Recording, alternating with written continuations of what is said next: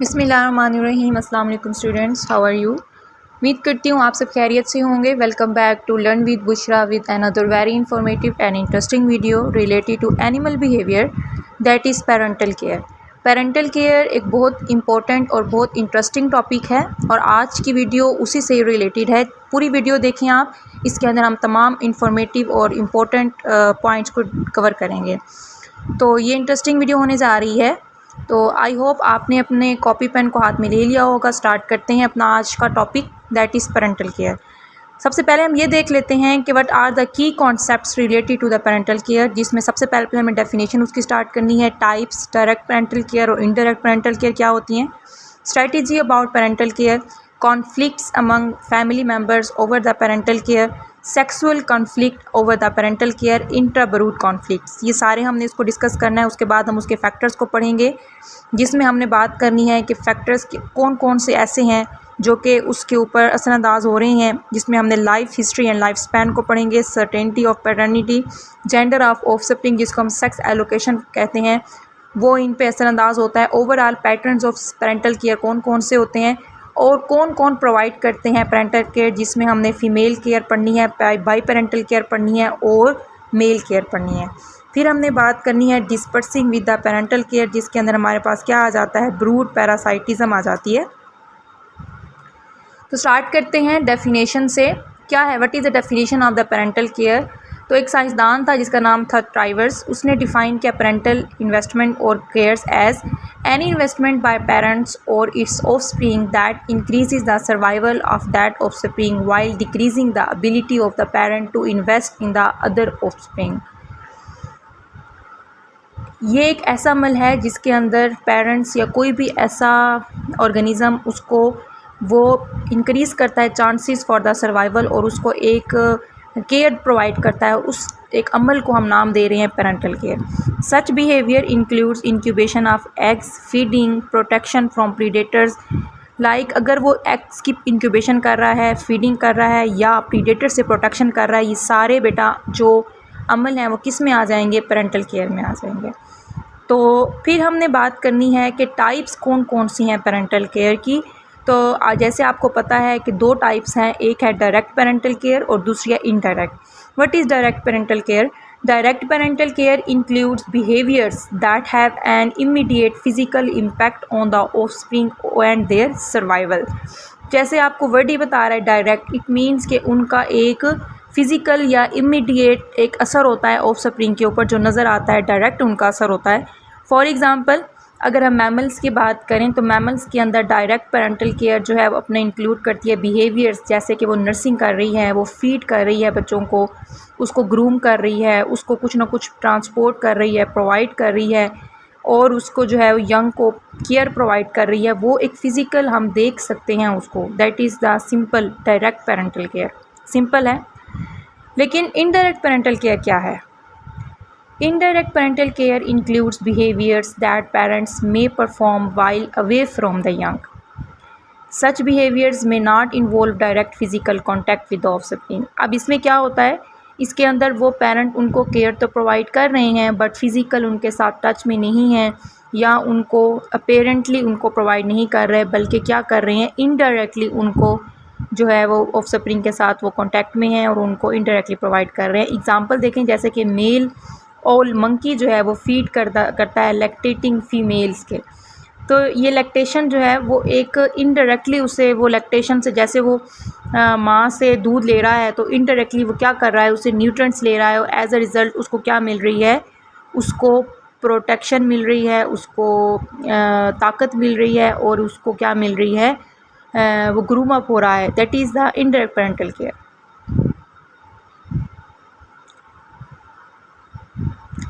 Indirect parental care still affect offspring survival, although it does not affect immediately.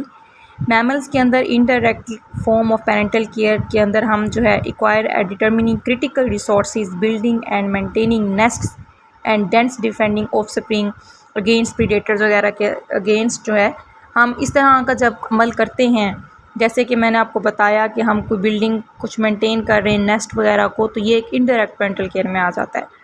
Pregnancy and lactation are energetically demanding times for females, और ये भी हमारे पास जो है वो पेरेंटल इन्वेस्टमेंट ही होती है। लेकिन ये आपने याद रखना है कि लैक्टेशन वगैरह ये इनडायरेक्टली है। डायरेक्टली मैंने आपको बताया कि इमीडिएट इफ़ेक्ट होता है और उसके साथ जो है वो इन टच में होता है। लैक्टेशन वगैरह से वो ले तो रहा है उससे नरिशमेंट वगैरह, लेकिन इनडायरेक्टली ले रहा है। सो ये आपने इसके एग्जांपल्स आपने क्लियर कर लेनी है। अच्छा, अब what is the strategy about parental care? All parents must have two important decisions. First, they must decide how much of their own resources to devote to reproduction instead of their own growth and survival. And secondly, उन्होंने decide करना होता है how to allocate the available resources among their offsprings. That decision can cause conflict or interest between the parents and the offsprings. तो ये दो तरह के impact होते हैं। या तो पहले उनको अपने रिसोर्सेज वगैरह के लिए डिसाइड करना होता है कि हम कैसे उनको दें रिसोर्सेज, और सेकेंडली उनके अवेलेबल रिसोर्सेज को वो क्या करें कि डिस्ट्रीब्यूट कैसे करें या उनके दरमियान इंटरेस्ट कैसे वो करें। ये कुछ स्ट्रेटजीज़ हैं। नेक्स्ट इम्पॉर्टेंट है एक topic that is conflicts among family members over the parental care. तो बेटा पेरेंटल केयर को लेकर there must be some conflicts. Evolutionary conflict जो हैं वो कौन कौन से हो सकते हैं? Sexual conflict, interbrood conflict and the interbrood conflict. First is the sexual conflict over the parental care. It is a conflict between the evolutionary interest of the females and the males. ठीक है, तो ये जो sexual conflict है ये conflict relate कर रहा होता है with the evolutionary interest. This conflict takes several forms, two main are the mating and the parental investment. ठीक है, तो जो हमारे पास एवोल्यूशनरी कॉन्फ्लिक्ट होता है उनके अंदर सिर्फ दो फॉर्म्स हमारे पास एग्जिस्ट करती हैं। वो मेटिंग के रिलेट भी कॉन्फ्लिक्ट्स लेकर आ सकते हैं या पेरेंटल इन्वेस्टमेंट के रिलेटेड भी कॉन्फ्लिक्ट्स लेकर आ सकते हैं। सेकंड हमारे पास जो conflict the second type of conflict is intrabrood conflict. In this conflict young try to obtain resources that parents prefer to distribute to other members of the current brood. So जैसे आपको word ही बता रहा है intra, जैसे हम एक competition के लिए टू वर्ड्स यूज़ करते हैं। First is the inter specific competition and second is the intra specific competition. इसी तरह से यही एक ब्रूड की भी कॉन्फ्लिक्ट की टाइप्स हैं, इंट्रा ब्रूड कॉन्फ्लिक्ट और इंटर ब्रूड कॉन्फ्लिक्ट्स। तो ज़ाहिर बात है आपको पता है कि जब हम इंटर ब्रूड कॉन्फ्लिक्ट की बात करते हैं, intra means between the members of the same species and inter means between the members of the different species. तो इंट्रा जो है हमेशा ज़्यादा सवेयर हमेशा टाइप होगी और इंटर जो है वो नेक्स्ट उससे कम होगी। तो intra brood conflict, in this conflict young try to obtain resources that parents prefer to distribute to other members of the current brood. Example हम देख लेते हैं। तो the conflict among family members over the parental investment is the intra brood conflict. Family members, एक ही family members के दरमियान जो पेरेंटल इन्वेस्टमेंट है और उसके को लेकर कोई कॉन्फ्लिक्ट अगर अराइज होता है, that is the intra brood conflict. And what is about the interbrood conflict? Young try to obtain resources that parents prefer to save for future offspring. तो अब ये interbrood जो है उसके तब राइज होता है जब पेरेंट्स वो प्रेफर करते हैं कि वो कुछ रिसोर्सेज को सेव कर लें अपने फ्यूचर ऑफस्प्रिंग्स के लिए। उसके दरमियान जब वो फ्यूचर के लिए जो रिलाइज होता है तो वो हम कहते हैं कि दैट इज़ इंटरब्रूड कॉन्फ्लिक्ट। ये पॉइंट्स आपने क्लियर कर लेने हैं। नेक्स्ट एक इम्पॉर्टेंट टर्मिनोलॉजी है सिबलिसाइड। इन सम स्पीशीज सिबलिंग्स जो हैं हमारे पास, सिबलिंग्स हम कहते हैं कि जो एक दूसरे के सिस्टर्स या ब्रदर्स जो एक ही फैमिली से रिलेट कर रहे हैं, हम उसको सिबलिंग्स बोलते हैं। वो क्या करते हैं? एग्रीगेशन शो करते हैं। It may result in the death of one or more siblings. Such fatal siblings rivalry is called siblicide. So एक कॉमन सी बात है कि जब एक ही रिसोर्सेज या एक ही शेल्टर या एक ही रिसोर्स के लिए डिफरेंट सिबलिंग्स के अंदर कंपटीशन डेवलप हो जाता है तो वो अपनी अपनी रिसोर्सेज को गेन करने के लिए एक दूसरे को किल करना शुरू कर देते हैं। डेथ काज होती है, एग्रेशंस वो शो करते हैं डिफरेंट काइंड्स के। तो इस तरह से जो डेथ हो जाती है हम उसको नाम दे रहे हैं सिबलिसाइड, जो सिबलिंग्स ही करते हैं। तो एक दूसरी हमारे पास टर्मिनोलॉजी है scramble competition. In other species the rivalry involves lower level of fighting और सिबलिंग रेसिंग। जब लोअर लेवल पर फाइटिंग हो रही है तो हम इसको स्क्रैम्बल कंपटीशन बोलते हैं। ठीक है, और ये सारी जैसे इसकी एग्जांपल जैसे आप दिखाई जा रही है आपको कि among the sibling of domestic pigeons, अब यहाँ पे कि ये डायग्राम ब्यूटीफुल सी डायग्राम है जिसके अंदर आपको ब्यूटीफुल सी पिजन्स दिखाए हुए हैं। इन पिजन्स के दरमियान ये डोमेस्टिक पिजन्स हैं, तो इनके दरमियान अगर कंपटीशन अराइज होता है और वो लेस फाइटिंग होती है उनके अंदर या लेस लेवल लोअर लेवल पर होती है, तो उस केस में हम नाम दे रहे हैं कंपटीशन को कि स्क्रैम्बल कंपटीशन, इसमें डेथ वगैरह नहीं होगी। This is the difference. Next है what are the factors that affect the parental care. Many factors influence the level of care but the some main are life history, certainty of paternity and the gender of offsprings. ये आपने याद रखने हैं। First is the life history and life span. आपको पता है life history जो है उसकी पिछली तारीख क्या है, और स्पैन उसका ड्यूरेशन को बोलते हैं। The efforts of parents to care offsprings depends on their future opportunities to breed. Definitely तो सम स्पीशीज़ जो हैं वो शॉर्ट लिव्ड होते हैं, और जो शॉर्ट लिव्ड होते हैं उनके अंदर लिटिल होप होती है कि वो एडिशनल यंग को क्या कर सकें, फ्यूचर में प्रोड्यूस कर सकें, और ये such parents invest more heavily in the present young.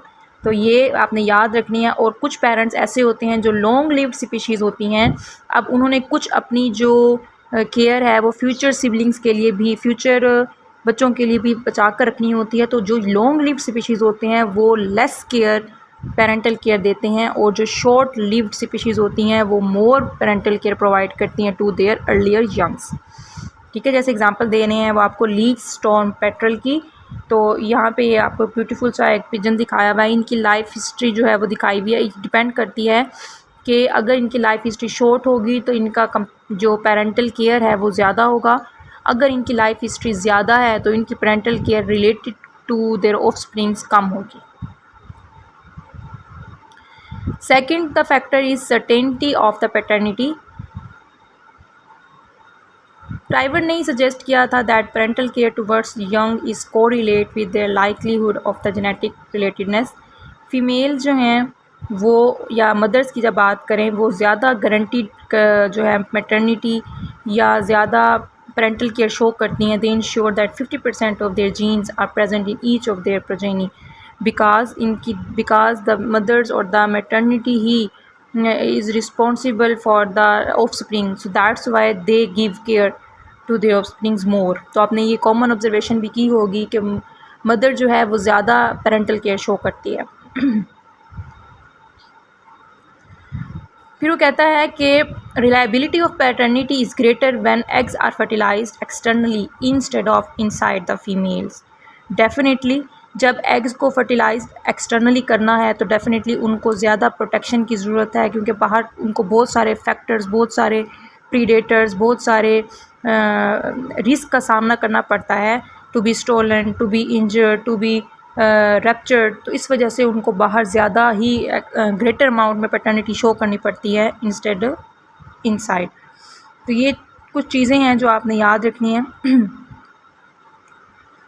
Third है जेंडर ऑफ ऑफस्प्रिंग, जिसको हम सेक्स एलोकेशन का नाम देते हैं। मैनी टाइम्स ये क्वेश्चन पूछा गया है what is sex allocation, so you will call it gender of offspring. तो so gender of offspring is directly और indirectly affecting the parental care. Sometimes pattern of parental investment are influenced by the gender of offspring and the resources between the production of sons and daughters is called sex allocation। Two main ways के ज़रिए से ये allocation करते हैं। they can produce more offspring of one sex, they can provide more resources to offsprings of one sex। होता है कुछ species के अंदर ऐसा होता है कि वो इक्वली नहीं प्रोड्यूस करते, वो कुछ रिसोर्सेज मेल्स के लिए अपने ज़्यादा प्रोड्यूस करते हैं और कुछ सोर्सेज फीमेल के लिए। तो डेफिनेटली जो जेंडर मेल होगा, अगर मेल के लिए रिसोर्सेज ज़्यादा हैं तो उनके अंदर ज़्यादा पेरेंटल केयर वो दे सकेंगे, अगर फीमेल्स के लिए ज़्यादा हैं तो उनके अंदर वो ज़्यादा पेरेंटल केयर दे सकते हैं। There are some exceptions overall patterns of the parental care. यहाँ पे हम इंपॉर्टेंट को देख लेते हैं। Most teleost fishes are 79% of the families, frog and toads की 92% genera and lizards and snakes have 97% of genera show no parental care at all। इनके अंदर कोई पेरेंटल केयर नहीं होती। टेलियोस्ट फिशेस क्या होती हैं आपको पता है, मॉडर्न फिशेस या बोनी फिशेस जिसको हम बोलते हैं, आज की फिशेस जो हैं जिनके ऊपर आपको बोन्स लाइक स्केल नज़र आते हैं, हम उनको नाम दे रहे होते हैं टेलियोस्ट फिशेस। टेलियोस्ट फिशेस जो है वो पेरेंटल केयर जो है वो शो नहीं करती, मोस्टली जो है वो शो नहीं करती। All crocodilians and mammals display some form of parental care and parental care is found in most of the birds. Birds के अंदर भी पेरेंटल केयर पाई जाती है, बल्कि ये ज़्यादा पाई जाती है बर्ड्स के अंदर। फिर जो है कौन कौन प्रोवाइड कर सकते हैं पेरेंटल केयर, तो हमें पता है डिफरेंट ग्रुप्स हैं, बट फ़ीमेल केयर भी हो सकती है बाई पेरेंटल, जिसमें मेल और फीमेल दोनों कर सकते हैं, या उनका मेल कर सकता है। फ़ीमेल केयर डेफिनेटली आपको पता है कि female care only is the most common form of care in females. और आपको जान के हैरानगी होगी कि 91% of the gender in the mammals, वो कौन उनके अंदर फ़ीमेल्स होती हैं जो कि पेरेंटल केयर प्रोवाइड करती हैं।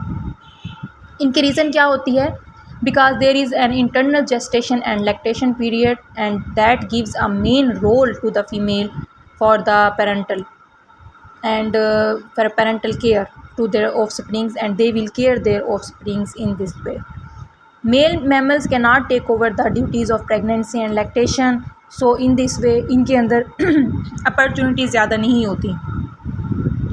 तो फीमेल केयर ज़्यादातर किसके अंदर होगी, मैमल्स के अंदर। सेकंड है by parental care, and by parental care is most common form of care in the birds. आप ये देखें 81% ऑफ द स्पीशीज़ जो है वो बाई पेरेंटल केयर बर्ड जो हैं वो शो करते हैं।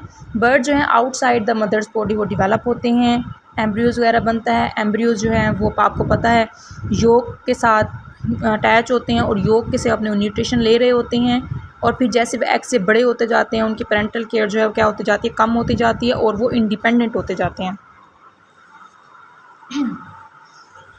सो बाई पेरेंटल केयर जो है एक्चुअली आपको सबसे ज़्यादा किस में मिलेगी, बर्ड्स के अंदर मिलेगी। तीसरा है हमारे पास case male care. Male care occurs in most of the fishes and amphibians. इसके अंदर ज़्यादातर जो मेल है वो केयर करता है। Form of solitary male care than shared female male and female responsibilities, जिसके अंदर हमने आपकी एग्जांपल देखें, जैसे सिक्लिट्स की हम लेते हैं, वह फ्रेश वाटर एक फिश स्पीशीज़ हैं टेलियोस्ट, जैसे अफ्रीका के अंदर है, south and central America and India. इनके अंदर ज़्यादातर जो स्पीशीज़ हैं फ़िशेस की और एम्फीबियंस की, वो ज़्यादातर उनके अंदर मेल ही केयर शो करते हैं। तो ये आप लोगों ने MCQs पॉइंट ऑफ व्यू से याद कर लेने हैं, और शॉर्ट क्वेश्चंस के लिहाज से भी। So here is a graph, ये देखें ग्रुप जिसके अंदर उन्होंने पहले टेलियोस्ट फिश का बताया हुआ है।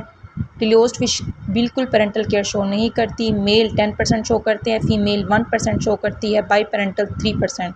फ्रॉग एंड टोड्स देख लें, lizards and snacks, crocodiles, birds and mammals. तो इसके अंदर देख लें आपके सबसे ज़्यादा ये जो मैमल्स हैं उनके अंदर 91%, लास्ट पे देखें थर्ड उसमें 91% जो है फ़ीमेल शो कर रही हैं। मींस मैमल्स के अंदर फ़ीमेल सबसे ज़्यादा पेरेंटल केयर शो करती हैं। और लिजर्ड्स एंड स्नेक्स को देखें थर्ड पे, और उसका पहला देखें नो केयर में 97%, मतलब वो कोई केयर शो नहीं करता। ये जो एक्सेप्शंस हैं ये आपने याद कर लेनी है, ठीक है। उन्होंने फिर लास्ट हमारा ये डिस्कस कर लेते हैं brood parasitism. Some birds exploit the parental behaviour of other birds, these birds are called brood parasites. What are the brood parasites? कुछ बर्ड्स ऐसे होते हैं जो पेरेंटल बिहेवियर अदर बर्ड्स के जाकर एक्सप्लॉइट करते हैं, उस पर इफ़ेक्ट करते हैं, और ऐसे बर्ड्स को हम ब्रूड पैरासाइट्स का नाम देते हैं। आपको पता है कि पैरासाइट्स क्या होते हैं, that actually depend on the others for their nutrition shelter. तो इस तरह से जब बर्ड्स दूसरे के नेस्ट पे जाकर अपना वो शो करते हैं कब्ज़ा, तो हम उसको नाम दे रहे हैं ब्रूड पैरासाइट्स का। 2 टाइप्स ऑफ ब्रूड पैरासाइट्स होते हैं, इंट्रास्पेसिफिक ब्रूड पैरासाइट्स और इंटरस्पेसिफिक पैरासाइट्स। वही बात आ गई कि इंट्रास्पेसिफिक ब्रूड पैरासाइट्स वो पैरासाइट्स होंगे that they lay eggs in their same species are called intraspecific brood parasites. For example यहाँ पे एग्जांपल दी हुई है क्लिफ स्वैलोज़ की, जिनके रेड फ्रंटेड कूट्स होते हैं, और वुड डक्स हैं। ये इंट्रा स्पेसिफिक कंपटीशन शो करते हैं, ब्रूड पैरासाइटिज्म शो करते हैं। ओकेजनली ये अपने एग्स को एक ही स्पीशीज़ के मेंबर्स के नेस्ट में रख देते हैं। नॉर्मली ये ले एग्स करते हैं, उसके बाद इनकी जो है वो बच्चे बड़े हो जाते हैं, और फिर ये पैरासाइटिंग नेस्ट को यूज़ करके अपने बच्चों को बड़ा करते हैं। दूसरा है intraspecific parasites and the brood parasites they lay eggs in the nest of the other species are called interspecific brood parasites. तो इनका जो है approximately 1% of all the species of the birds lay eggs in the nest of another species. ये कम होता है birds के अंदर। बर्ड्स के अंदर इंट्रा स्पेसिफिक पैरासाइट्स जो हैं वो ज़्यादा होते हैं और इंटर स्पेसिफिक कम होते हैं, लेकिन आपको डिफरेंस जो है वो क्लियर होना चाहिए। आई होप ये आज का लेक्चर आपको बहुत प्रोडक्टिव लगा होगा और मज़ा आया होगा। Thank you so much for your time. अपना ख्याल रखें, दुआ में याद रखें। मिलते हैं एक और इन्फॉर्मेटिव और इंटरेस्टिंग वीडियो के साथ। तब तक इजाज़त दें। अल्लाह हाफ़िज़।